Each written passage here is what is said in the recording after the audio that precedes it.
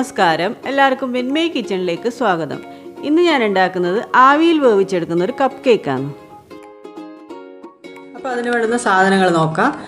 1 cup റവ, 1/2 cup പഞ്ചസാര, 3 മുട്ട, ഒരു 2 ടീസ്പൂൺ നെയ്യ് വേണം, പിന്നെ 1/2 teaspoon vanilla essence, 1/2 teaspoon baking powder, ഒരു നുള്ളു ഉപ്പ്, പിന്നെ കുറച്ച് ടൂട്ടി ഫ്രൂട്ടിയും കുറച്ച് ബദാം അരിഞ്ഞതും. ഇത്രയാണ് ഇതിന് വേണ്ടുന്ന സാധനങ്ങൾ.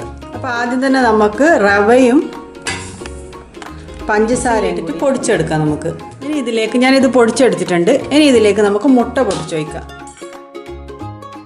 അപ്പോൾ 3 മുട്ട ഒഴിച്ചിട്ടുണ്ട്. അതിൻ്റെ കൂടെ നെയ്യ് ഒഴിച്ച് കൊടുക്കണം. 2 ടീസ്പൂൺ നെയ്യ് ഒഴിച്ച് കൊടുക്കുക. പിന്നെ ബേക്കിംഗ് പൗഡർ, വാനില എസൻസ്, ഒരു നുള്ളു ഉപ്പും. ഇതൊന്ന് നന്നായിട്ടൊന്ന് അടിച്ചെടുക്കണം മിക്സിയിൽ. നമ്മളെ കേക്കിൻ്റെ മിക്സിയുടെ റെഡി ആയിട്ടുണ്ട്. ഇനി നമുക്ക് ഒരു പാത്രത്തിലേക്ക്, നമ്മൾ ഏത് പാത്രത്തിലാണോ ഇത് വേവിച്ചെടുക്കുന്നത് അതിലേക്ക് കുറച്ച് എണ്ണ ഒന്ന് തൂത്ത് കൊടുക്കണം. അതിന് വേണ്ടിയിട്ട് ഒരു പാത്രത്തിൽ ഞാനിത് ഇതുപോലെ നെയ്യാണ് ആക്കി കൊടുക്കുന്നത്. നെയ്യോ ബട്ടറോ നമുക്ക് ഇഷ്ടമുള്ള ഏതാണെന്ന് വെച്ചാൽ, ഏതിൻ്റെ ടേസ്റ്റാണോ ഇഷ്ടം അത് നമുക്ക് ആക്കി കൊടുക്കാം. ഇതുപോലെ ഞാൻ ആക്കിയിട്ടുണ്ട്. അപ്പോൾ നമുക്ക് മാവിന് ഇതിലേക്ക് ഒരു 3/4 ഭാഗത്തോളം ഒഴിച്ചു കൊടുക്കാം.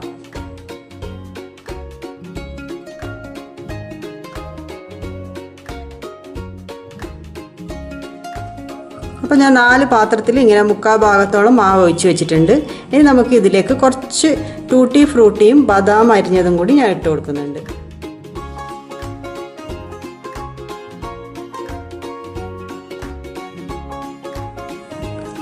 അപ്പോൾ നമുക്കിനി ഇതൊന്ന് ആവി കയറ്റാൻ വേണ്ടിയിട്ട് ഇഡ്ഡലി പാത്രത്തിലാണ് ഞാൻ ആക്കുന്നത്. അതിലേക്ക് എടുത്തു വെക്കാം.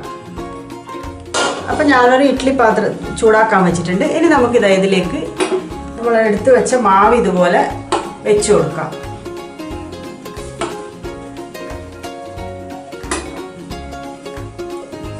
എന്നിട്ടൊരു 10 മിനിറ്റ്, ഒരു 10-15 മിനിറ്റ് കൊണ്ട് നമുക്കിതൊന്ന് തുറന്ന് നോക്കാം. ശരിയായി വന്നോന്ന് ഒരു സ്ക്വയറിനെ കൊണ്ട് കുത്തി നോക്കാം. ഇപ്പം നമുക്ക് അടച്ചു വെക്കാം ഇത്. അപ്പോൾ ഒരു 10 മിനിറ്റ് കഴിഞ്ഞിട്ടുണ്ട്. നമുക്ക് ഇതൊന്ന് തുറന്ന് നോക്കാം.